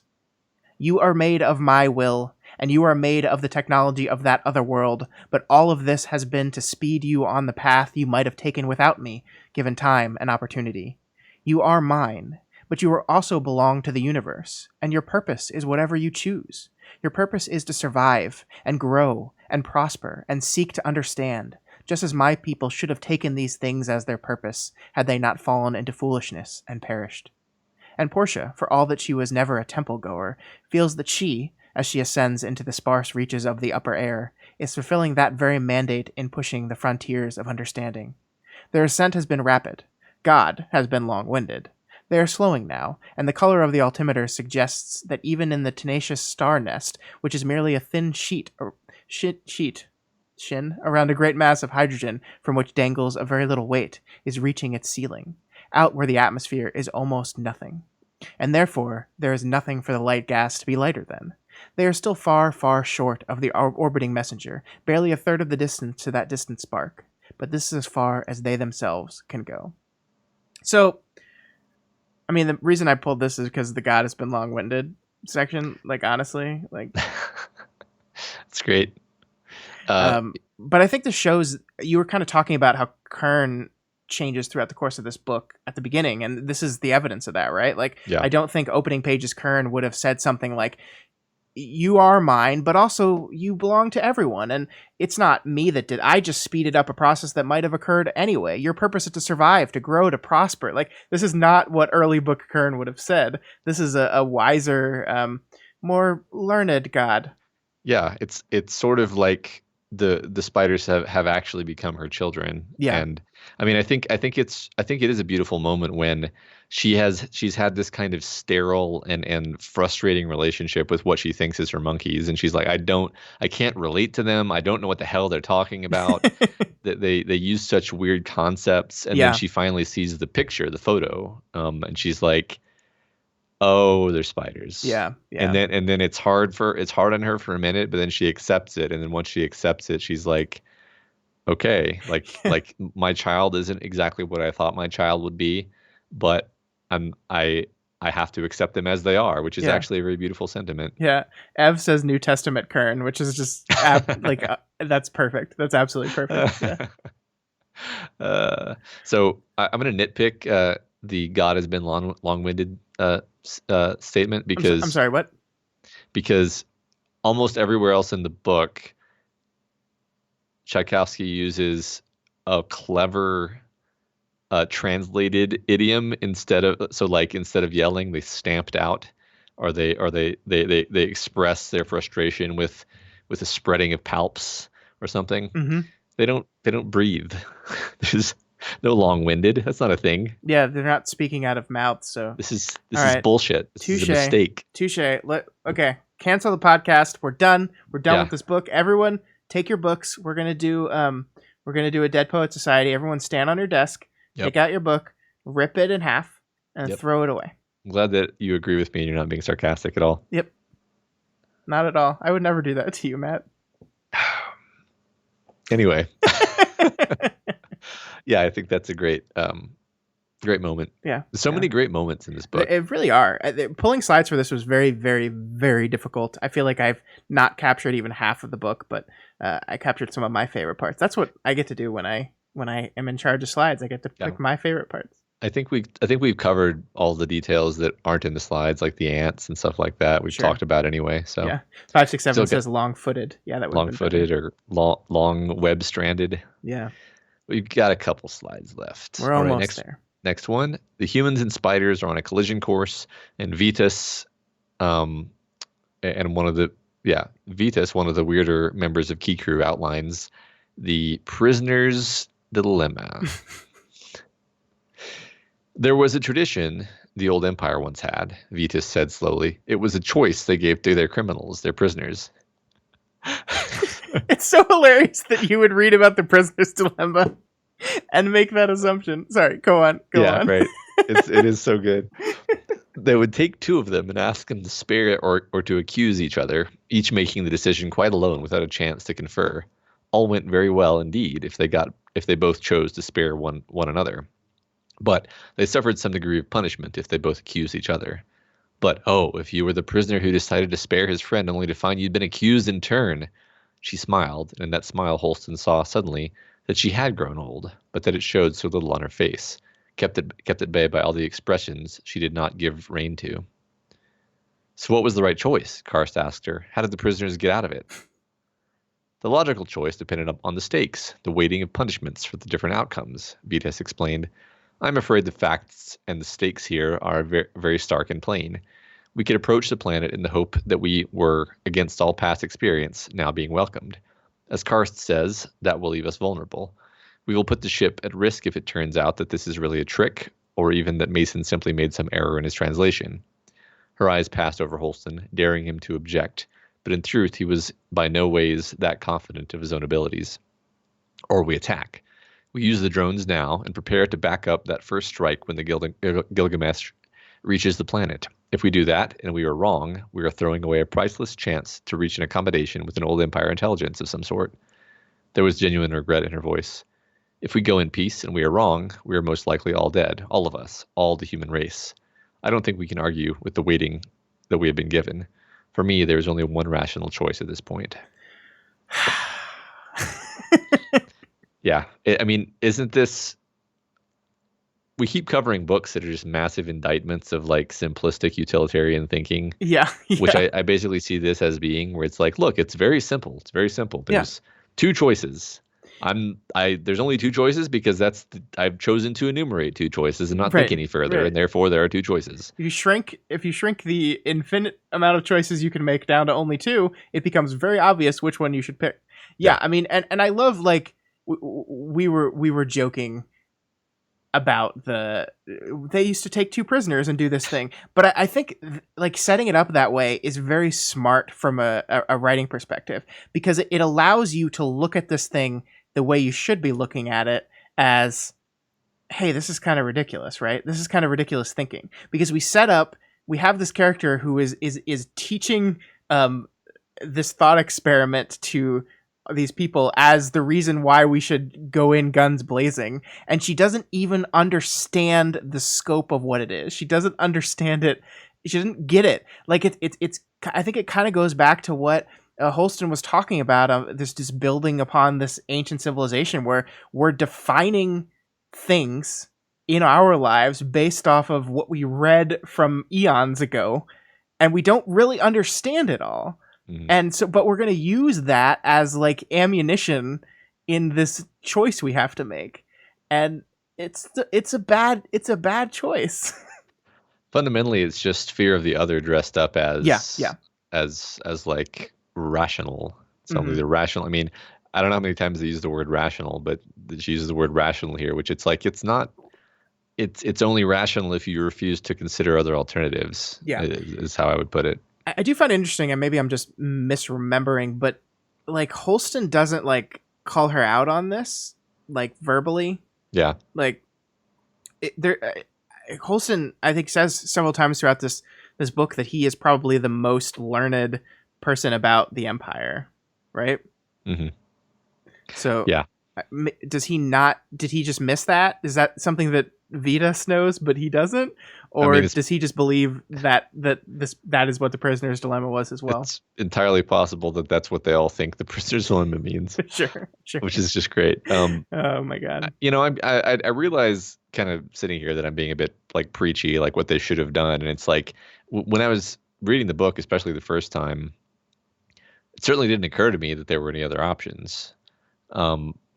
But like that's because the book kind of puts you in their perspective, right? Sure. Like I wasn't sitting there like, no, you fools, you should, because like, I mean, the obvious option is like try to negotiate with him in some way, but they, they don't consider that. So. Yeah, I mean, I would be lying if I said I wasn't caught up in the moment the first time I read this either, and was like, oh yeah, I mean, it makes total sense. Like the spiders are clearly going to do the same to them, so they got to do it.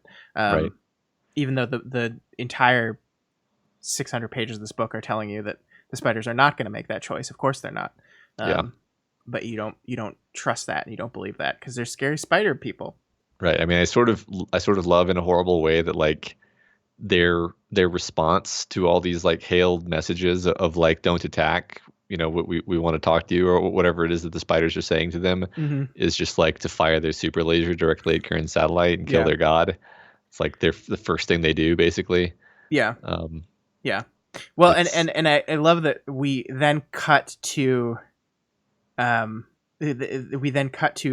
spider's point of view, and Kern's just like, well, there's your proof. I told you. And then you're just like, oh man, here we go. Yeah. There's no coming back from this now. It's going to be a really depressing ending. I love Kern's just missed. Yeah. That was so good. That was so good. But speaking of the end, let's the spiders are not humans, and their prisoner's dilemma has a different solution. History is being made. Moreover, history is beginning. A new era. Dr. Avanra Kern watches omnipresent as her children prepare themselves. She is still not convinced, but so many millennia of cynicism will take time to wash away. We should have destroyed them, is her persistent thought. But then, and despite the dispersed form she currently inhabits, she is only human. Her surviving files on human neurochemistry, together with the spider's own investigations of their long-ago captive, have wrought this. She has not been its prime mover, though. The spiders themselves argued long and hard over how to respond to the long-awaited invaders, discounting her advice more than following it. They were aware of the stakes. They accepted her assessment of the path the humans would follow, if given free rein over the planet. Genocide, of other species and of their own, was ever a tool in the human kit. The spiders have been responsible for a few extinctions along the way too, but their early history with the ants has led them down a different road. They have seen the way of destruction, but they have seen the way the ants are made use of the world too. Everything can be a tool. Everything is useful. They never did wipe out the spitters, just as they never exterminated the ants themselves, a decision that would later become the basis of their burgeoning technology. Faced with the arrival of humanity, the creator species, the giants of legend, the spiders' thought was not, how can we destroy them? But how can we trap them? How can we use them? What is the barrier between us that makes them want to destroy us? The spiders have equivalents of the prisoner's dilemma, but they think in terms of intricate interconnectivity, of a world not just of sight, but of constant vibration and scent. The idea of two prisoners incapable of communication would not be an acceptable status quo for them, but rather a problem to overcome. The prisoner's dilemma as a Gordian knot, to be cut through rather than bound by.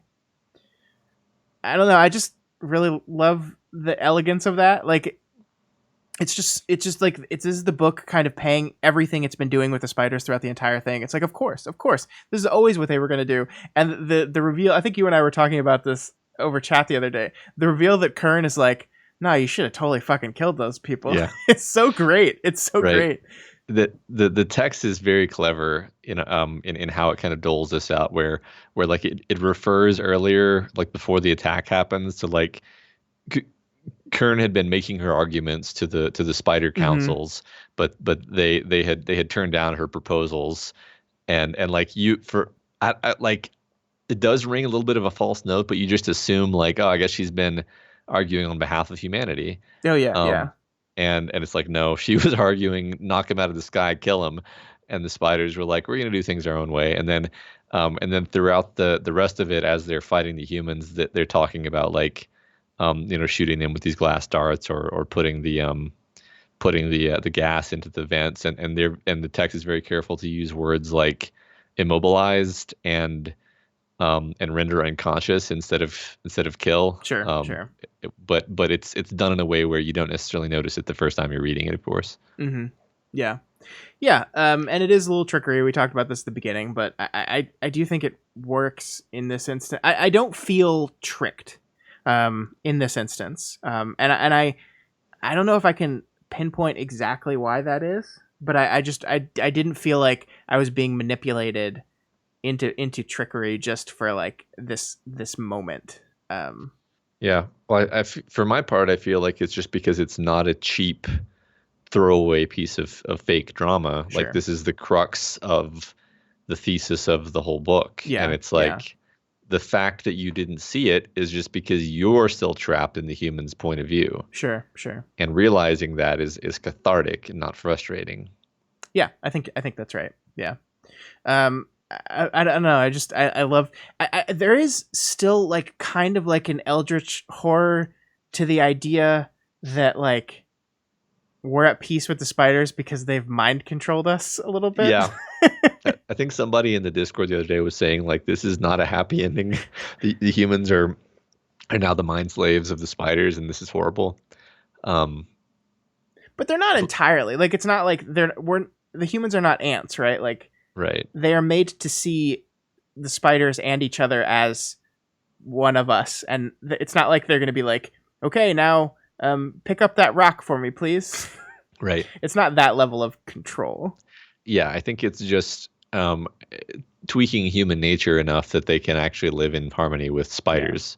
Yeah, but the the individualistic like yearning for absolute freedom part of me like does kind of shudder at this idea that like someone's going to introduce a chemical into my brain that forces it to think a different way. Which of course like I feel like that happens all the time, but this one's artificial, so it's different. Yeah, that is really interesting. I'm thinking about like if this was a cultural norm, we'd probably think of it about the same as vaccination. Like, Sure, sure. well, what if you don't get your nanovirus injection, then you'll just be a weird iconoclast who That's true. doesn't share the group mind with us. That's true. I think that's a good way of looking at it. Like, And like I think I love the spiders enough that this doesn't bother me, but like yeah, if you just kind of look at it objectively, it's a bit creepy. yeah, I don't see it as a bad ending, Yeah. at all. But I do just like there was this like initial like shudder of the idea of like, hey, you don't want to kill me anymore because I made a gas that made you not want to kill me anymore. Yeah. Like, I mean, that's objectively a good thing, but it's just I don't know. There's It just is part of it that's like, yeesh. it is kind of fun that the spiders fumigated humanity. They did, yeah. Well, and I mean, we didn't talk about this, but it's so funny that there's a second there when you during the whole time where you're being fooled, where you realize that like Vetus was making the same thing, like a poison that would only affect the spiders, whereas the spiders are making a poison that would only affect humanity. And it's like, oh, we're doing the same thing, but they beat us to the punch. It's like, no, theirs was not going to murder us all because that would be silly. Yeah. Kyrgyzstan has made a point in the chat of like the humans have made very poor use of the functionally unlimited time that they had, which is very true. Like they've kind of known they were going to be facing these spiders all along, but they didn't actually make any effort to prepare for this fight. What the spiders have totally been preparing for them. I mean, that's not true. They prepare for the fight, but they prepared by armoring their ship and putting a big laser on it, and not really thinking through how the fight would go. Yeah, well, they prepared to kill, not to communicate. Yeah. Yeah. Yeah. Because they were going to get a spot on that planet no matter what. They were going to have to burn their spot out because they're just insects. Just burn Yeah. them out. So when you're in the part of the book where the spiders are, invading their ship, and like you think that they're just like killing off all the passengers and killing the families of the tribe, were you like, oh my God, this book is going to be such a downer ending? Hell yeah. I thought humanity was going to just die. And then it's like, well, humanity lives on through the Yeah, spiders.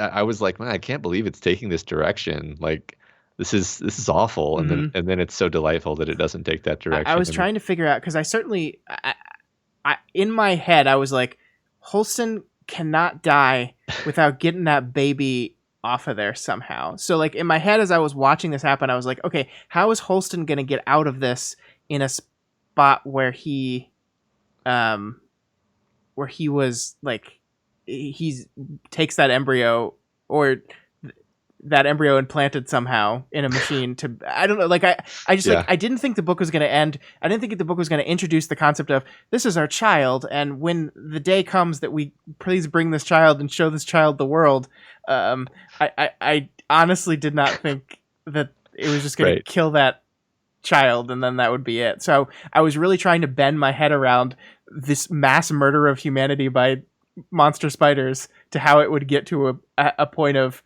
like bringing this child down to the grass or something. And it was very hard to figure out how I was going to get there. I did not say, oh, well, it's something to do with some mind control gas. Yeah, yeah. I mean, I was in the same place the first time, which is, I think, yet another reason why it's fun to reread, because you don't have this sense of like, oh my God, this is awful. You're just able to read that scene with the kind of ironic smile. Yeah. So Yeah. it's great. I love that the implication that not only did the nanovirus work to make humanity see the spiders as part of them, but also like for the first time ever, fellow humanity as well. We look at each other and be like, which is like, we have some of that, right? Like we have some innate, like you are a human, I am a human, we are the same. We have some of that, but not enough, not to the level of the spiders, right? We're not Right. communal like they are. And also we do the thing where we then otherize at the drop of a hat if it's Sure, convenient to sure. call them the tribe or the cargo or Yep, yeah. yep. All right. Well, anything else you want to talk about, Matt? Anything else you really, really wanted to talk about that you did not get to? I don't think so. This is very rich, full of ideas, full of themes, but I think we nailed all the major The big ones, yeah. points and characters. And I mean, there's definitely more to talk about, but this is, I think all the major stuff that I thought was important. Yeah. Yeah, to get a communist utopia, we just need a super empathy nanovirus. Yeah, I mean, there is this idea that like I think the end of this book is hopeful, and like I felt good about the end. These two civilizations are going to be able to coexist, and there's going to be happiness. Um, I do think it's a little depressing, this concept of like this is unachievable for me and my society because we don't have a virus that can make us have empathy. Literally change our nature. Yeah. Yeah. I mean, yeah, I kind of get that, but also like if you just look at history, it's hard to like I would love to Sure. believe in the Star Trek future, Yeah. but I don't know if I do believe in the Star Trek future. Like Mm. I don't know if I do Mm. believe that we can get there just by on the other hand, like the whole better angels of our nature, Steven Pinker outlook is like look, we're basically a species in the process of self-domestication. Like 100 years ago or 200 years ago, people would go to an execution for a good time, Sure. and now we can't even stand to see an animal be hurt. And think about what we're like potentially, if this is a trajectory that we're on, we could be like things we do nowadays could be absolutely abhorrent to someone 100 years from now, right? Yeah. Yeah. It's conceivable, right? Yeah. So that's maybe grounds for hope. Well, I think you're right, and to go back to what Kern says to the spiders, that like what we introduced to you only sped up a process that could have occurred naturally on its own, given enough time. So again, this idea of children of time is given enough time, perhaps humanity could achieve the same level of empathy and understanding. It's just we have to avoid destroying ourselves in order to be given enough time. And that, I think that goes back to this desire to live forever and this desire to artificially freeze ourselves and incur time debt and all these things. It is stagnation. It does not allow us to actually extend out into time to achieve that evolution. Yeah. So yeah, I don't know. It's a good point. I like that. Any plans to read the sequel? I want to. I'm a little concerned by the title, because this is kind of a hopeful utopian ending of this book, and then the next book is called Children of Ruin, and that makes me concerned. That's worrying. This book ends with the two species going back out into the universe again because they've heard a signal from somewhere else, right? So I kind of assume that that's going to be what that story's about, whatever they encounter at this new place. Kyrgyzstan says that they're in the middle of the sequel. Is it does it hold up? Is it as good? Yeah. In your opinion? Let us know. Can I be honest here for a second? I thought this was an older book than it was. I thought this was like a sci-fi classic. When you first told me about this book, and I think someone recommended this, and we both read the summary, and you were like, "Oh yeah, I'd been wanting to read this for a while." My interpretation of that sentence was, oh, this is like a classic from like the 70s or the 80s or something. And so then I saw that there was a sequel that came out in 2019, and I was very confused because I was like, what? And then I was like, oh wait, it was 2015. I did not realize this book only came out 5 years ago. And it seems like I'm not the only one. Thank you so much. Yeah, I didn't either. I feel like I've been hearing good things about it for a while. Yeah. So maybe it was just that it was submitted to our book club list, and I saw the description and I was like, uplifted spiders, sign me up. Yeah. I had no idea that it was I think it might be the name. I think Children of Time has this name that seems very like 70s-ish science fiction to me. And I don't know if I can quantify that. Yeah, 567 said the same thing just as I'm saying it. Yeah, tone, the tone of it kind of feels like it's from a bygone era of sci-fi. Like especially when you compare it against a lot of like the I don't know exactly the right words, but like it makes sense. Like it's borderline hard sci-fi with a lot of the kinds of themes of like you're a person, whether you're a spider or an AI or a biological human, which are very like modern kind of themes. Mm-hmm. So, it's been in the book club list since the 80s. Yeah, it has been on there for so long, and I'm so happy we got to do it. We have this new psychological trick now, where if it's a book we really want to read, we just put "final attempt" in quotes on the Patreon vote, and then more people vote for it. Yeah, illusion of scarcity, everyone. There we go. But I mean, I actually meant it this time though, because it was literally the runner-up like almost a year in a row, I think. Yeah, ridiculous. Yeah. All right, so that is Children of Time. Really enjoyed that book. Really did. Let's talk about next month. So next month's book is going to be Recursion. That's a book by Blake Crouch. This is a book that came out in 2019, so it's a newer book. We are going to be talking about Recursion on Friday, February 28th, not the last day in February, because it's a leap year, Matt. Okay, cool. I've heard good things about this. I didn't remember the name of the author as being Blake Crouch. I thought it was a different author, so maybe I'm confusing things, but I definitely heard good things about this book. I've never read any of Blake Crouch's novels, but I hear he's quite good. My wife has read both Recursion and Dark Matter and enjoyed both of them very much. So I'm interested in seeing how this shakes out. So excellent. It's not that long of a book, so perhaps we won't talk for 2 hours. Yeah. No, just kidding. We'll definitely talk for 2 hours. Yeah, man. All right, so guys, thank you so much, everyone that tuned in live. It was a lot of fun talking to you and saying the same points you're making as you're making them, because our weird delay does that. That's very fun. For those of you that are listening via the audio podcast, please join us next month. It's a lot of fun to do live.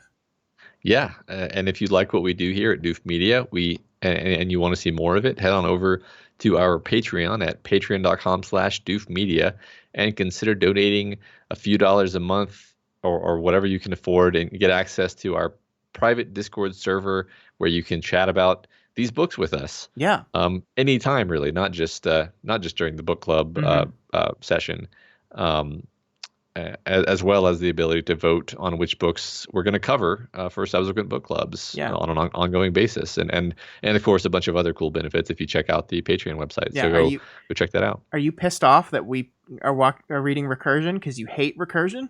Well, you could have fixed that. You can make sure we never read recursion again. Wait, what? For any future month.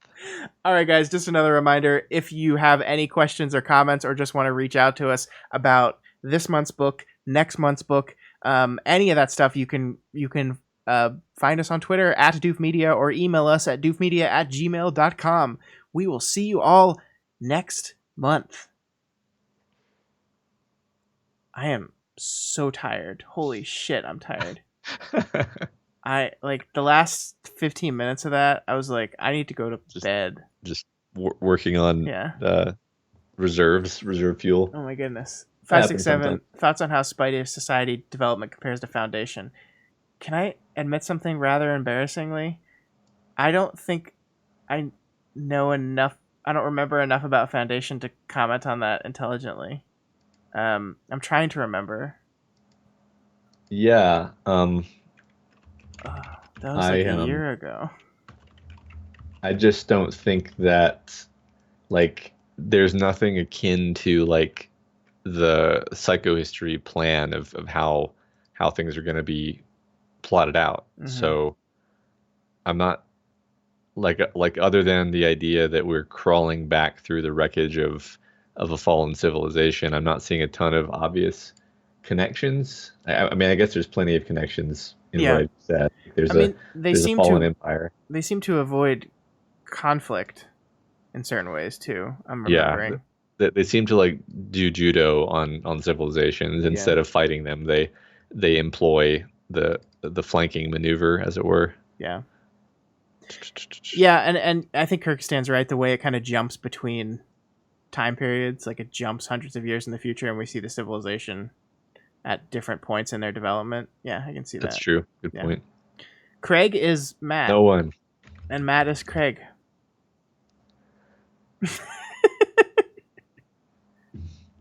Yeah, that's true. That's true.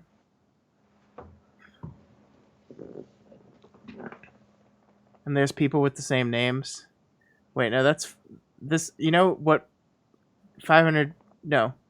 500. What is the book? 100 Years of Solitude. Yes. And the spiders. There's the connection. All the same names. You know what's funny? I loved that book, 100 Years of Solitude. I loved that book. I loved it so much. If you gave me a quiz on the names right now, I would fail it. I would confuse the hell out of myself. So for whatever reason, I just listened to our book club episode on that again. So I remember all the names now. What? Why did you do that? I think I was just like thinking about the book club today, and I was like looking at the old episodes, and then I was like, oh yeah, I like that book. What did I think about it? Jose Arcadio Buendia. Yeah, I remember Jose Arcadio. There's Ursula Amaranta. There's Ursula. Fuck. It also doesn't help that I'm like really tired right now. I feel like you were picking up the mental slack on this episode, for sure. So I'm like, I don't see any connection between this thing at all, Matt. And then you're like, no, it's right here. And I was like, fuck. As soon as you started saying it, I get it now. I've got to have episodes where I shine every once in a while. Oh, come on. No, I think it's good. Yeah, thanks for hanging out, everybody. It was a good. Yeah, we would normally hang out longer, but I need to sleep. This was a very, very long week for me. Lots of late nights, so I'm gonna go to bed. Hope you guys enjoyed it, and we will see you next month. How do I shut this off? Matt, help. Help. Just pull the plug out of the wall. Help.